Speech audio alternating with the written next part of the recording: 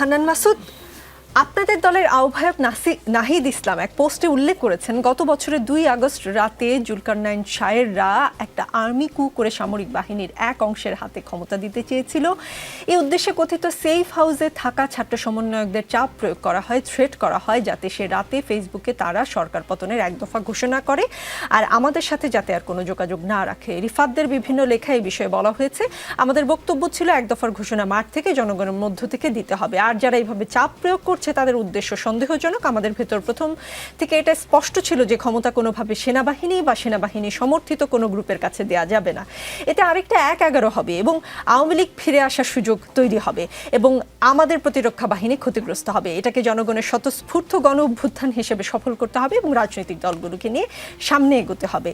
যে সেফ হাউসকে থেকে এক দফার ঘোষণা দিয়ে আর্মি কু করার পরিকল্পনা ছিল বলে নাহিদ ইসলাম উল্লেখ করেছেন, যতদূর জানি সেখানে আপনি সহ আরো 2 জন ছিলেন। কি হয়েছিল সেখানে? আমি যদি ঠিক বুঝে থাকি, এতদিন গোপন রেখেছিলেন কেন? আপনি সেখানে ছিলেন কিন্তু আপনি বা অন্য 2 জন এতদিন কেন কিছু বলেননি?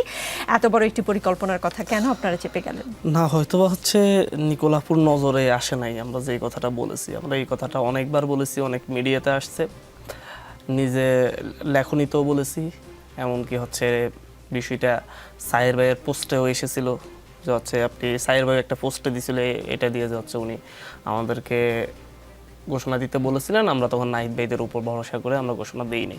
এই লেখাটা সায়ের ভাই নিজেও লিখেছিলেন। তো বিষয়টা হচ্ছে 1 বছর পরে এসে আমি আর এটা নিয়ে আলোচনা করতে চাই না। আমার মনে হয় এটার আলোচনা যথেষ্ট সময় চলে গিয়েছে। বিষয়ে কি আপনারা স্পষ্ট ধারণা দিয়েছিলেন? আমি স্ট্যাটাসগুলো দেখেছি কিন্তু সেখানে কোথাও কি একদম ডিরেক্টলি সরাসরিভাবে আর্মি কুয়ের কথা বলা হয়েছে কোথাও? আপনি যদি আমাকে সংশোধন করে দেন। হ্যাঁ, আমাদের সবগুলাতেই আমি যত জায়গায় কথা বলেছি প্রত্যেক জায়গায় বলেছি, একই কথাই বলেছি যে এখানে মূলত হচ্ছে আর্মিদের সহযোগিতায় একটা নতুন সরকার ফর্মের কথা বলেছিল। এমনকি যেদিন সরকার গঠন হয় সেদিন বঙ্গভবনও তাদের মধ্য থেকে একজন আমাদেরকে এভাবেই টিস করছিল যে হচ্ছে আজকে যদি হচ্ছে সেদিন যদি আমাদের কথায় রাজি হতে আজকে তোমরা 2 জন তোমরা শপথ নিতে, এই ধরনের কথা বলা হয়েছিল। আমি মনে করি এই ইস্যুগুলো আসলে হচ্ছে আমরা পিছনে ফেলে আসছি। আমাদের এখন জাতির সেই অবস্থান নেই জায়গাগুলো নিয়ে আরও বিতর্ক তৈরি করার, আরও বিতর্ক তৈরি হওয়ার। যদিও লাস্ট আল জাজিরার যে রিপোর্টটা, সেখানে আপনার অভ্যুত্থানের সামনে সারির নেতাদেরকে রেখে একজনকে মাস্টার মাইন্ড বানানোর চেষ্টা করা হয়েছে। এটা অবশ্যই আমরা মনে করি ইতিহাস বিকৃতির অংশ হিসাবে মনে হয়েছে, যার কারণে এই বিষয়টা আবার নতুনভাবে এসেছে আর কি। আমরা এখন নতুন আলোচনায় আসা দরকার। একটু প্রশ্ন করি তাহলে আপনার কথা থেকে, আপনি বলছেন নতুন আলোচনায় আসা দরকার, কিন্তু আপনাদের দলের আহ্বায়ক আজকের দিনেই জুলাইয়ের আজকে শেষ দিন এই পোস্টটি কেন দিলেন? মানে আপনারা কি আসলেই সামনে এগোতে চাচ্ছেন নাকি জুলাই কার কতখানি ক্রেডিট সেটা নিয়ে কারাকারি করাটাই এখন জুলাইয়ের মূল এজেন্ডা? দেখেন নিকোলাপু, বিষয়টা আমি বলছি যে হচ্ছে এই বিষয়টা আমরা 1 বছর ধরে আরো 5-7 বার বলে এসেছি। সেই জায়গাটা আজকে উনি জাস্ট হচ্ছে অফিসিয়ালি ওনার ফেসবুক পোস্টের মাধ্যমে এটা অফিসিয়ালি উনি এটা দিয়েছেন। উনি এটা দেওয়ার কারণও আছে, কারণ হচ্ছে আপনার আল জাজিরার যে রিপোর্টটা আপনারা দেখেছেন ডকুমেন্টারি, সেখানে আসলে হচ্ছে যারা অভ্যুত্থানের সাথে সরাসরি নেতৃত্ব দিয়েছে, সামনে ছিল, তাদের কাউকে সামনে আনা হয়নি। এখানে এমন একজনকে সামনে আনা হয়েছে যাকে তুলে ধরার জন্য একটা গোষ্ঠী চেষ্টা করে গেছে অনবরত। এটাকে একটি সংগঠন, মানে আমরা যারা সামনে থেকে নেতৃত্ব দিয়েছি দীর্ঘদিন ধরে, আমরা যারা হচ্ছে ফ্যাসিস্টবাদী বিরোধী লড়াই করেছি, ক্যাম্পাস পর্যায়ে ছাত্রলীগের বিরুদ্ধে লড়াই করেছি, তাদেরকে জাস্ট হচ্ছে পুতুল হিসেবে উপস্থাপন করা হয়েছে।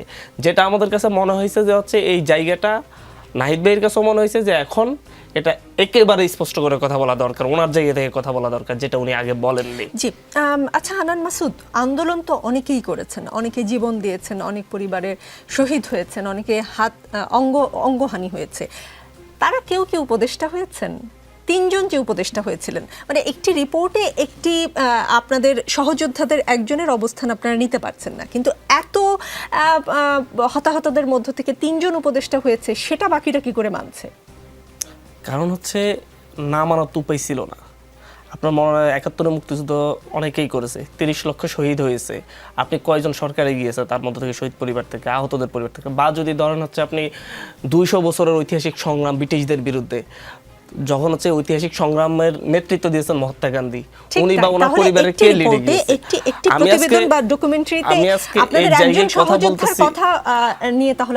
আমি আজকে এই জায়গায় কথা বলতেছি হচ্ছে আপনার সকলকে আপনি এখানে হচ্ছে মেইন নেতৃত্ব যারা দেয়, লিডে যারা থাকে, মানুষ যাকে অ্যাকসেপ্ট করে, সেদিন যদি আপনি সাদিক কাইমকে যদি উপদেষ্টা করতেন, কে মানতো? আপনিও তো প্রশ্ন করতেন সাদিক কাইম কোথায় ছিল, আমি তো তাকে দেখি নাই কোনো আন্দোলনে, কোনো প্রোগ্রামে দেখি নাই, তাকে সমন্বয়ক লিস্টে নাই, কোথেকে এনে তাকে উপদেষ্টা করা হয়েছে, কোথা থেকে নেই, এই প্রশ্নটা আপনিও করতেন। আমি 1 বছর পরে এসে বলতেছি যে হচ্ছে আপনি অন্যদেরকে ডিমোরালাইজ করে সঠিক নেতৃত্বকে বাদ দিয়ে আপনি অন্য একজনকে যখন হচ্ছে মাস্টার মাইন্ড হিসেবে পিছন থেকে তুলে আনেন, যার আন্দোলনে সহযোগিতা ছিল, যেরকম সহযোগিতা ছাত্র দলের ছিল সেরকম সহযোগিতা শিবিরের ছিল, শিবিরের আরও নেতৃত্ব আমাদেরকে সহযোগিতা করেছে, তাহলে শুধুমাত্র একজনকে কেন আপনি কাল্ট বানাচ্ছেন? আপনি কাল্ট বানালে তাকে বানাতে পারেন যে সামনে থেকে নেতৃত্ব দিয়েছে, যাকে পুরো দেশ দেখেছে, পুরো জাতি যার কথা শুনে রাস্তায় নেমেছে, তাকে বানাতে পারেন।